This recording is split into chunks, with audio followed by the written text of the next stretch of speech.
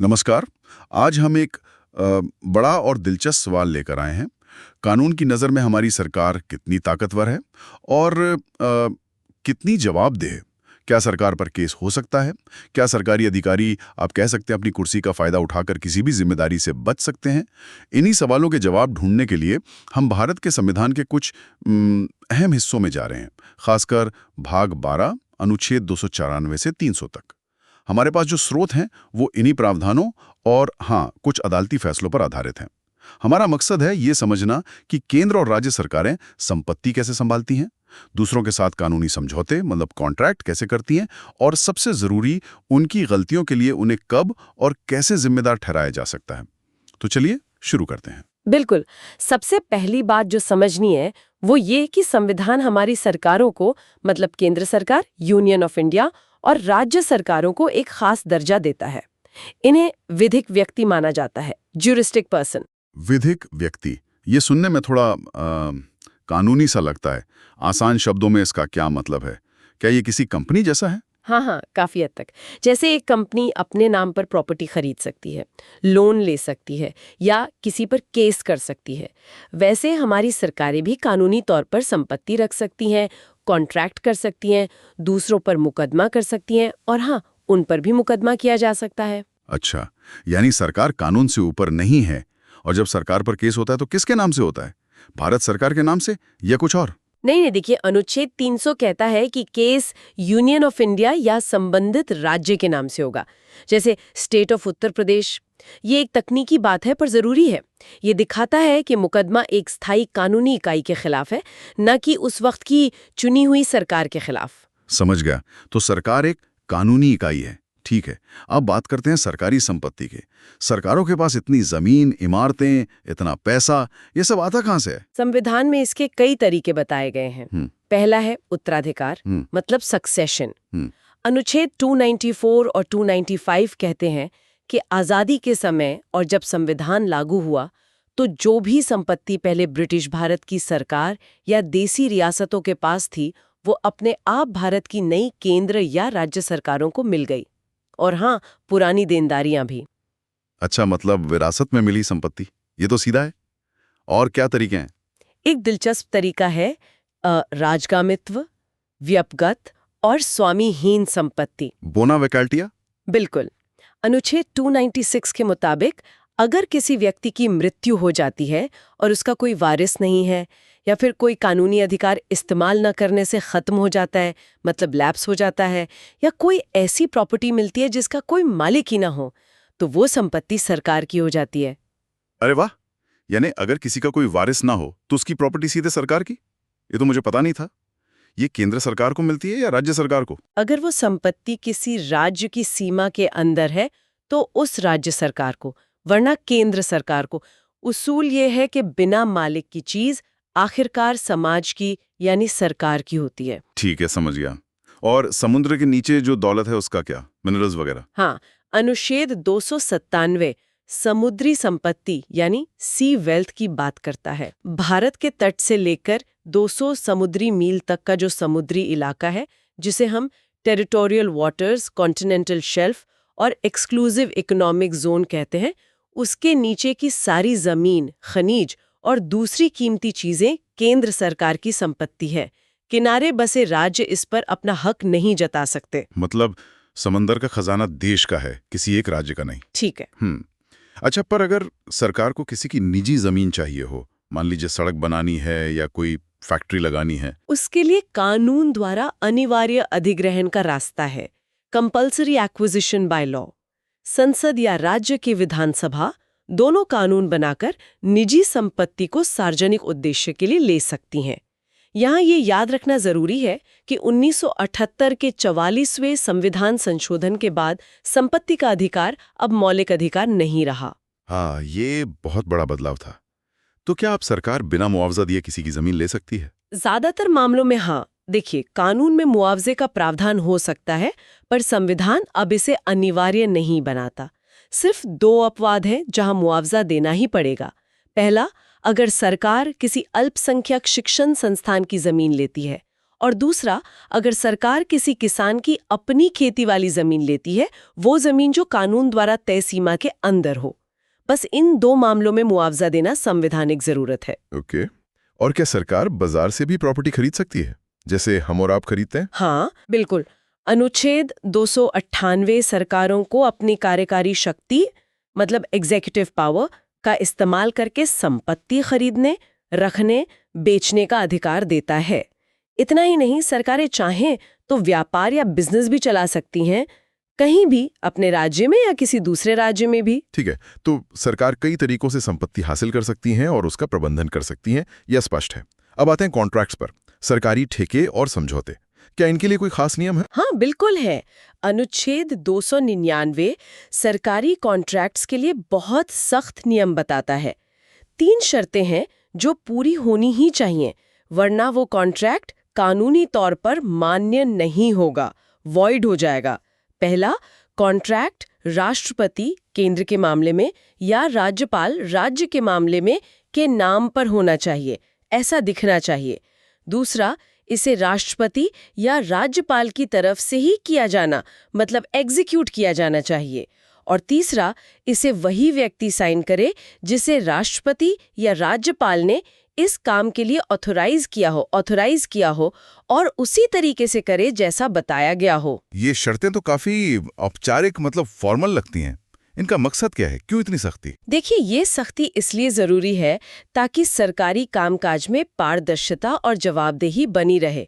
इससे ये पक्का होता है कि सरकारी समझौते विधिवत हों, किसी अधिकारी की मनमर्जी से ना हो, और ये सरकारी खजाने को धोखाधड़ी से बचाने में भी मदद करता है। अगर ये शर्तें पूरी नहीं होती तो कॉन्ट्रैक्ट रद्द माना जाता है, उसे कोर्ट में लागू नहीं कराया जा सकता। और क्या उस अधिकारी पर कोई जिम्मेदारी आती है जिसने साइन किया, या राष्ट्रपति राज्यपाल पर? नहीं, ये बहुत महत्वपूर्ण पॉइंट है। अनुच्छेद 299 साफ कहता है कि राष्ट्रपति या राज्यपाल व्यक्तिगत रूप से जिम्मेदार नहीं होंगे। नहीं, वो अधिकारी व्यक्तिगत रूप से जिम्मेदार होगा जिसने उनकी ओर से कॉन्ट्रैक्ट पर दस्तखत किए हैं। ये उन्हें व्यक्तिगत मुकदमों से बचाता है। लेकिन ध्यान रहे, ये व्यक्तिगत छूट है, सरकार की जिम्मेदारी बनी रहती है। अगर सरकार कॉन्ट्रैक्ट की शर्तें पूरी नहीं करती तो सरकार पर, यानी यूनियन ऑफ इंडिया या स्टेट पर केस किया जा सकता है। तो कॉन्ट्रैक्ट्स के मामले में सरकार की जवाबदेही काफी हद तक एक आम इंसान या कंपनी जैसी ही है, बस औपचारिकताएं थोड़ी ज्यादा हैं। ठीक है, ये तो हुई कॉन्ट्रैक्ट की बात। लेकिन अब आते हैं उस मुद्दे पर जो शायद सबसे ज्यादा उलझा हुआ रहा है, अपकृत्य के लिए दायित्व, लायबिलिटी फॉर टॉर्ट्स। यानी अगर किसी सरकारी कर्मचारी की गलती या लापरवाही से किसी आम नागरिक को नुकसान पहुंचता है, तो क्या सरकार जिम्मेदार है? हाँ, ये वो इलाका है जहां भारत में कानून ने सबसे बड़ा सफर तय किया है, आप कह सकती हैं। और यहीं पर वो पुरानी धारणा आती है, राजा कोई गलती नहीं कर सकता। The king can do no wrong. राजा गलती नहीं कर सकता, इसका क्या मतलब था? क्या सरकार अपनी गलतियों से बच सकती थी? बिल्कुल, ये अंग्रेजी कानून से आया सिद्धांत था। जब ईस्ट इंडिया कंपनी यहाँ राज करने लगी तो उसने ये सिद्धांत अपना लिया। इसका मतलब था कि सरकार अपने संप्रभु कार्यों, मतलब सॉवरेन फंक्शंस जैसे सेना रखना, कानून व्यवस्था बनाना, न्याय देना, इनके दौरान हुई गलतियों के लिए जिम्मेदार नहीं है। हाँ, अगर सरकार कोई गैर संप्रभु कार्य, नॉन सॉवरेन फंक्शन कर रही है, जैसे डाक सेवा चलाना या कोई फैक्ट्री चलाना, तो उसकी जिम्मेदारी बन सकती थी। ये तो अजीब बात है। मतलब अगर सरकारी पुलिस की गाड़ी लापरवाही से टक्कर मार दे तो सरकार जिम्मेदार नहीं, क्योंकि पुलिस का काम संप्रभु है। हाँ, लंबे समय तक यही स्थिति थी। 1861 का एक बहुत पुराना केस है, P&O steam navigation company case. उसने यही भेद स्थापित किया था। और आजादी के बाद भी 1965 में सुप्रीम कोर्ट ने कस्तूरी लाल बनाम स्टेट ऑफ यूपी मामले में इसे एक तरह से बरकरार रखा। उस केस में पुलिस की लापरवाही से एक व्यापारी का जब्त किया हुआ सोना गायब हो गया था, लेकिन कोर्ट ने कहा कि पुलिस का काम संप्रभु शक्तियों के तहत आता है, इसलिए राज्य सरकार मुआवजा देने के लिए जिम्मेदार नहीं है। लेकिन ये तो सुनने में सरासर अन्याय लगता है। मतलब सरकारी गलती का खामियाजा आम नागरिक भुगते। क्या आज भी यही कानून है? नहीं, शुक्र है कि अब ऐसा नहीं है। कस्तूरी लाल फैसले की बहुत आलोचना हुई थी। धीरे धीरे अदालतों ने ये महसूस किया कि एक आधुनिक लोकतांत्रिक और कल्याणकारी राज्य, जिसे वेलफेयर स्टेट कहते हैं, उसमें संप्रभु बनाम गैर संप्रभु का भेद बेतुका सा है। कल्याणकारी राज्य से इसका क्या लेना देना? लेना देना ये है कि आज सरकार सिर्फ सेना या पुलिस चलाने जैसे पारंपरिक काम ही नहीं करती। सरकार हमारी जिंदगी के लगभग हर पहलू में मौजूद है। शिक्षा, स्वास्थ्य, व्यापार, पर्यावरण, सड़कें, बिजली, पानी, आप नाम लीजिए।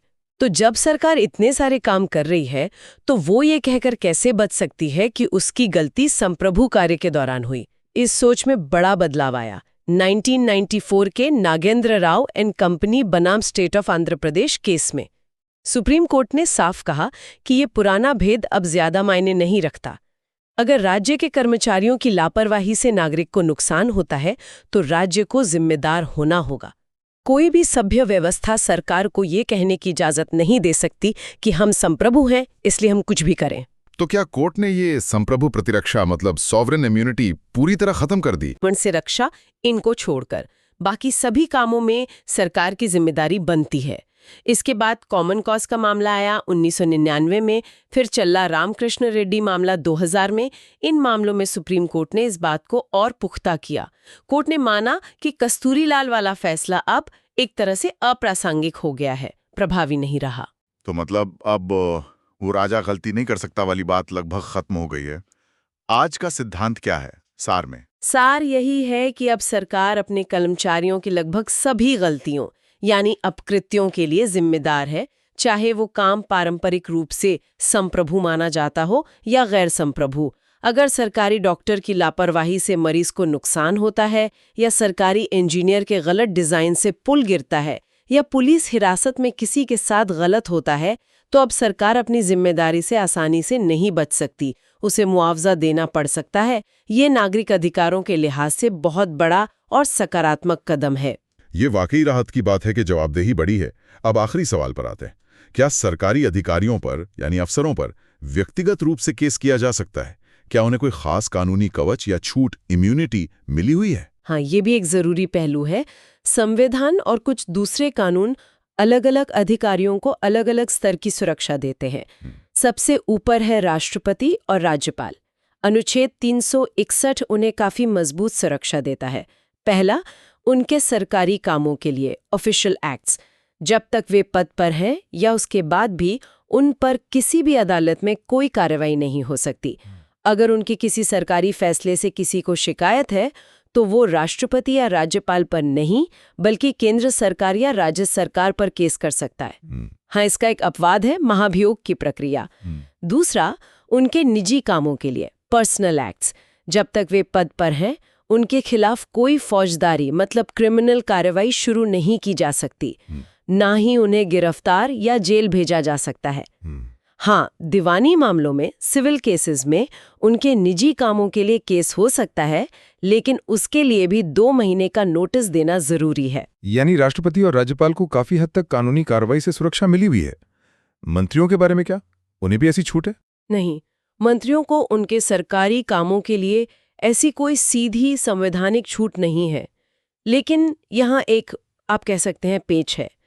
भारत में ब्रिटेन की तरह नहीं, मंत्रियों को राष्ट्रपति या राज्यपाल के आदेशों पर साथ में दस्तखत काउंटरसाइन नहीं करने पड़ते, इसलिए वो सीधे तौर पर उन आदेशों के लिए जिम्मेदार नहीं ठहराए जाते। और उन्होंने राष्ट्रपति राज्यपाल को क्या सलाह दी, इसकी जांच भी अदालतें नहीं कर सकती। तो व्यावहारिक रूप से सरकारी कामों के लिए उन पर मुकदमा चलाना मुश्किल है। हाँ, उनके अपने निजी कामों के लिए वे किसी भी आम नागरिक की तरह कानून के प्रति जवाबदेह हैं। और जजों का क्या? Judicial officers? जजों और मजिस्ट्रेटों को भी उनके आधिकारिक न्यायिक कामों के लिए सुरक्षा मिली हुई है। ऑफिशियल जुडिशियल एक्ट्स एक कानून है, जुडिशियल ऑफिसर्स प्रोटेक्शन एक्ट 1850। उसके तहत उनके द्वारा अपनी न्यायिक क्षमता में ईमानदारी से किए गए किसी भी काम के लिए उन पर दीवानी मुकदमा नहीं चलाया जा सकता। ये न्यायपालिका की स्वतंत्रता के लिए जरूरी माना जाता है। समझ गया। और वो लाखों सरकारी कर्मचारी मतलब सिविल सर्वेंट जो असल में सरकार का काम करते हैं, क्लर्क से लेकर सचिव तक, उनके लिए स्थिति थोड़ी मिलीजुली है। कॉन्ट्रैक्ट्स के मामले में जैसा हमने पहले देखा, अगर वे सरकार की ओर से सही प्रक्रिया अपनाकर कॉन्ट्रैक्ट करते हैं तो वे व्यक्तिगत रूप से जिम्मेदार नहीं होते, सरकार होती है। लेकिन अगर प्रक्रिया गलत है तो वो फंस सकते हैं।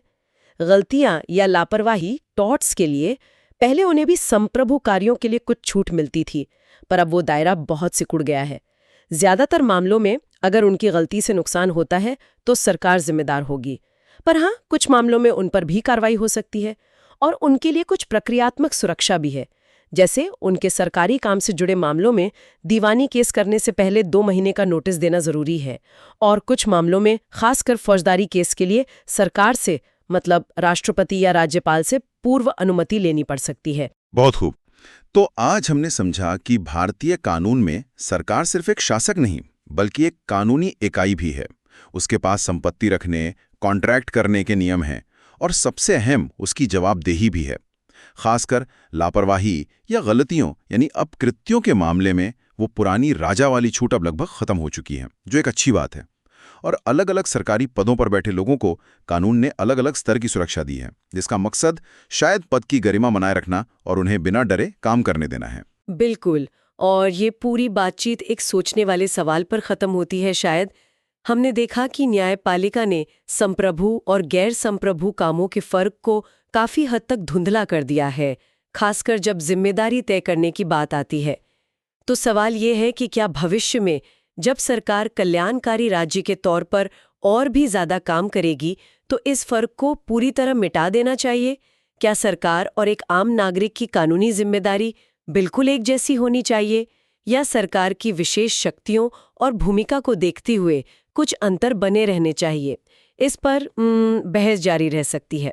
ये विश्लेषण आपके द्वारा दिए गए स्रोतों पर आधारित था। उम्मीद है सरकार के अधिकारों और दायित्वों के इस जटिल पर बेहद महत्वपूर्ण विषय पर हमारी ये चर्चा जानकारीपूर्ण और दिलचस्प रही होगी।